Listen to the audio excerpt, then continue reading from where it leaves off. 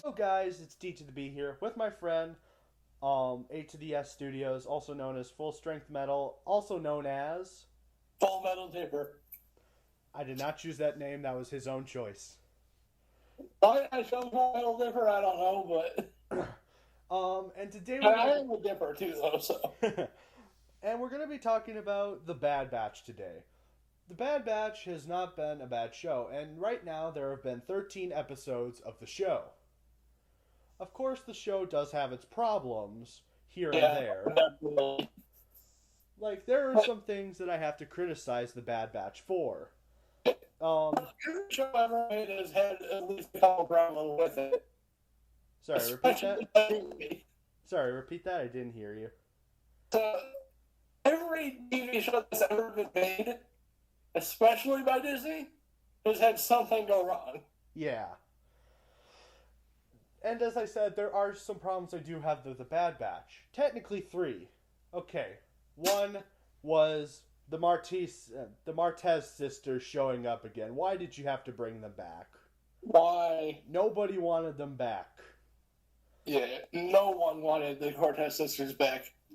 2, Wrecker hitting his head that would activate the inhibitor chip. That was stupid.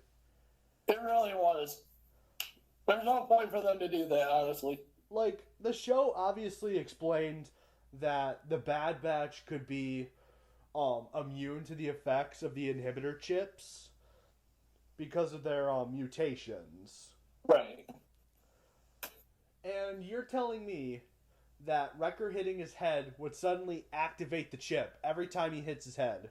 That's kind of stupid in a way. And ever since they started even talking about that before they did it, when I first heard about it, that made me instantly think that they were going to do that in every episode Oh, God. after that happened. Which really would have made me mad. I remember hearing that on Star Wars Theories channel, like, every time, a theory is that every time Wrecker hits his head, the chip is starting to activate, and I'm like, they better not. What's the point in that anyway? Like, first you say they're immune, then do it, and then Wrecker hitting his head is going to activate it. And if you were It's not going to activate. And if you were gonna activate the chips, even with their mutations, because in one of the episodes Rex said they're a ticking time bomb, just do something better that isn't hitting their head. And then the third thing that I don't like about the show is the character known as Omega. Oh, I definitely have problems with her. I have tons and tons of problems. It's not even funny how many problems I have with that character. So, Omega, if you don't know, and if you haven't seen The Bad Batch, is the most recent character of the Star Wars franchise. And also the replacement member from The Bad Batch, of The Bad Batch, that's replacing former member Crosshair, because he turns Imperial. So there is so much about Omega that we got so far in all 13 episodes. Yeah. And there are so many problems with her. Like, one thing that I had a problem with, the first thing I saw her in the first episode, one problem was that she was a female Jango Fett clone. Like, when I first heard that theory going around everywhere, I'm like, they better not. Wasn't she originally supposed to be a boy? Like, if you remember from the Clone Wars / Attack of the Clones. Oh, jeez, I haven't seen the Clone Wars in a while. Or even the prequels, in that fact. Yeah. The clones are copies of the bounty hunter Jango Fett. And they're basically all male because Jango Fett was a male. Yeah. Why make a female version of Jango Fett? That's stupid. And if they wanted female clones in the beginning, like if George Lucas wanted it, he would have put it in Attack of the Clones or at least Revenge of the Sith. Like, that was his vision, and you just completely screwed it up. Like, I know some people have grown on Omega. I personally haven't. Because, like, that specific reason. And another reason I don't like Omega is because I forgot to mention this in my first Bad Batch review, that Omega feels like a Baby Yoda copy. Yeah, there's definitely a Baby Yoda vibe to her. Yeah, like, it totally adds up. Think about it. The Mandalorian is about a rogue bounty hunter who takes in a bounty who is conveniently a child and basically becomes the father figure until season 2, where he has to give him up.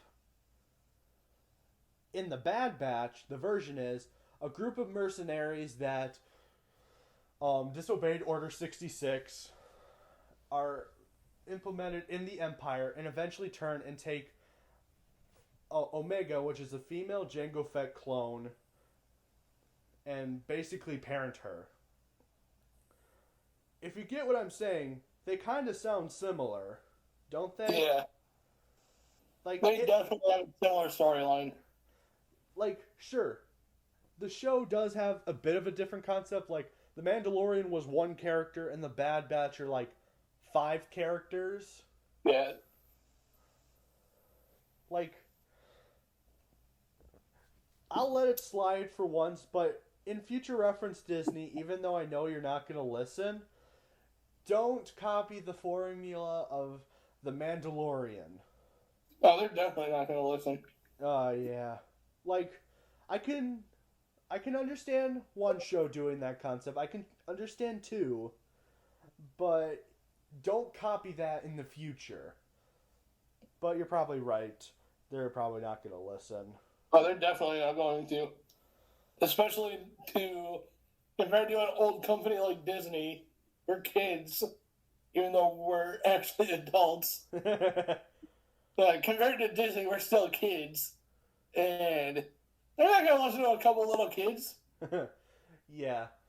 And I guess I can give Filoni some credit for trying to explain some reasons for Omega. Like, I'm going to bring this up. In, I think it was episode 9 of The Bad Batch, it was mentioned that Omega is a pure clone of Jango Fett. Like, she had no slight modifications, except switching her gender. Like, she had no mutations to make her grow faster, like the other clones do. So, she's basically another version of Boba Fett, which is a clone that is unmodified. So that technically makes Omega Boba Fett's sister. Yeah. Which they're technically all the clones are brothers, and siblings anyway. Yeah. Since they come from the same donor. Another reason another thing that Filoni gave Omega was a purpose in a way. So each member of the Bad Batch has a special ability. Hunter is a great tracker and very good at stealth. Crosshair is a great he's really good at sniping people. He has a really good eye. Wrecker is basically the bronze of the team, so he's basically Star Wars Hulk. That's a good way to think about it, honestly. It is. I think he's super freaking strong. Yes. Tech is the genius and technically space Einstein. Because Tech is so smart. Yeah. And the recent character, Echo, is a hacker and the maintenance person, which is a bit confusing because Tech is technically a hacker. Technically, it's a bit confusing. Yeah. And Yeah, I know how to hack, but I don't hack for bad. and in episode 10, I'm pretty sure they gave Omega the purpose that she is really good at strategy, which That's not surprising, honestly. I'm a bit confused though because aren't all the clones good at strategizing? Wasn't that one of their big traits besides being extremely loyal? Yeah, like, it's not surprising, but at the same time, it is. It's like, you wouldn't think that a female version of Jango Fett would be good at anything, really. Like the clones. But then we meet Omega, and she's good at strategizing, like all the other clones. Yeah, so she's basically an ordinary clone, except her gender has been changed. Yeah. So, not your best plan, including how the clones were set up, both in Attack of the Clones and Clone Wars. They were good at strategies. Yeah.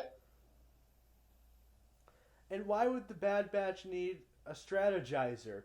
They had their own unique strategies. Some of them were completely insane. Yeah, like Wrecker, of course, but Wrecker was funny.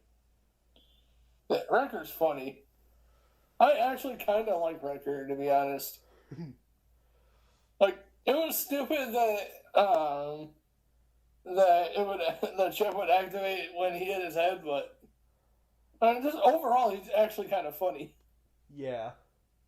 And in episode, I think it was 11, I think it was 6, he was very brutal when the chip was activated. He just went out full rampage. Yeah, he went from insane to basically the Incredible Hulk. Yes. Hulk is pissed. And as I was mentioning before, how Omega's a pure clone, the Kaminoans want to use her as a template for a brand new clone. Which, yeah. So you're telling me she's a pure clone without without special modifications, and that she's really good at strategy, even though every single clone, except for maybe a few like Wrecker, are good at strategy.